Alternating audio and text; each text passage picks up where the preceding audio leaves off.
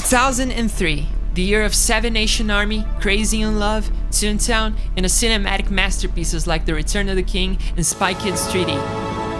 Cake. It was a time when GameStop could get away with commercials like these. Go ahead, take it.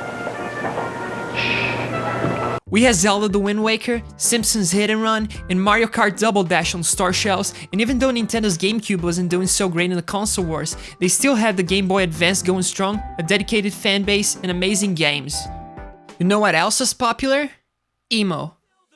Well, some of it may have not been real emo if you want to get pierced about it, but it was seen as such by the general public. And that gave Nintendo of America an idea. What if they got some popular bands to make a tour, advertising Nintendo games?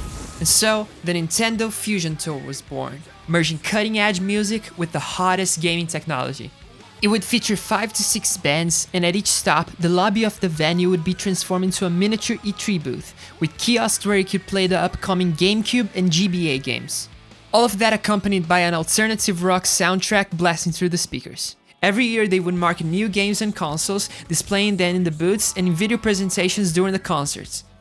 The 2003 lineup was composed of Evanescence, Cold, Revis, or Revis, I have no idea how to say it, Finger 11, and Cauterize.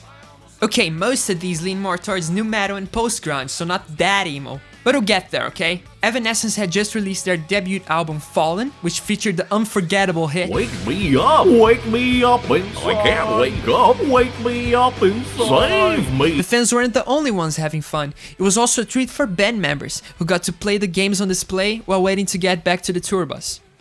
It was a place where gamers who happened to play in a popular band got a chance of a lifetime to try new and unreleased games every day for more than a month. With 25 dates across the US, the tour gave 90,000 attendees the opportunity to try out Beautiful Joe, 1080 Avalanche, and Mario Kart Super Circuit.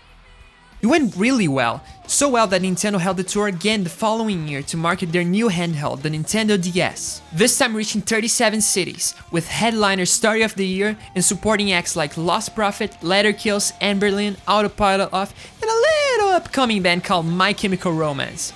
Fans had a chance to play Super Smash Bros. Melee and Spider-Man 2 for the GameCube, and to get a sneak peek of the Nintendo DS to be released later that year.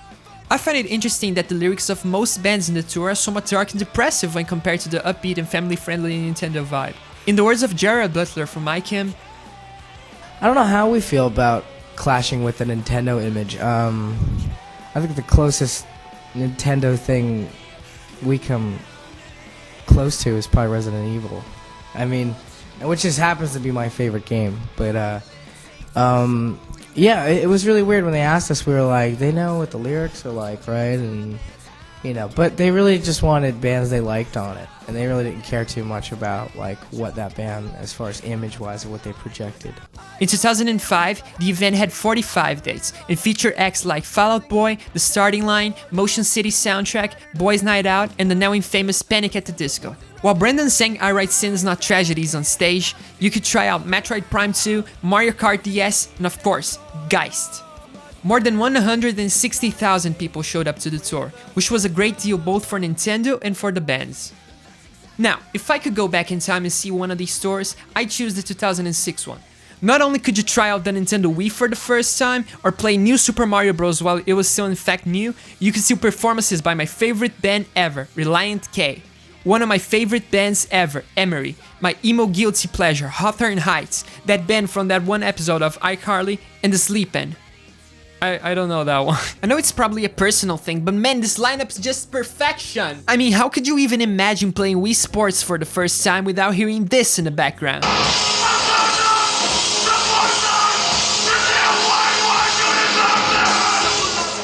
Bands in the 2006 tour felt some pressure trying to live up to the success of bands like Evanescence and My Chemical Romance, which headlined in the years prior.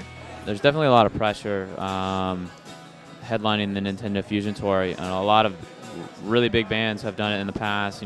Fall Out Boy, Story of the Year, and Evanescence have done it in the past. And I guess we're sort of looking at this tour probably how they looked at it as a means to sort of propel our career. And this tour has done great for all of those bands. They're all huge now. The 2006 Nintendo Fusion Tour was the last one, and we could say it ended on a high note. The emo/pop-punk soundtrack, combined with the hype for the launch of the Wii, portrays perfectly the mid-2000s. I mean, not all these bands are emo, but still their music is exactly the kind of stuff scene kids were listening back then, and some of these songs are for many the embodiment of nostalgia. Plain White Tees even play Hey There Delilah in these shows. I don't know why, but I feel a special kind of nostalgia for a time like this. We may never get another event like the Nintendo Fusion Tour that merged video games and alternative music in such a unique way. Just like music, video games are an artistic expression. It's a media where people get to be creative and have fun. Instead of coming out as an obnoxious advertisement trying to sell you products, the tour became a place where two completely different worlds collided and captured the most important aspect of both gaming and music: community. Being together, having a great time. Did you go to the Nintendo Fusion Tour? Leave down your experience in the comments. I also made a playlist with the most accessible songs by all the bands that were in the tour, so why don't you try playing some Nintendo game while listening to it? It's in the description. Thanks for watching.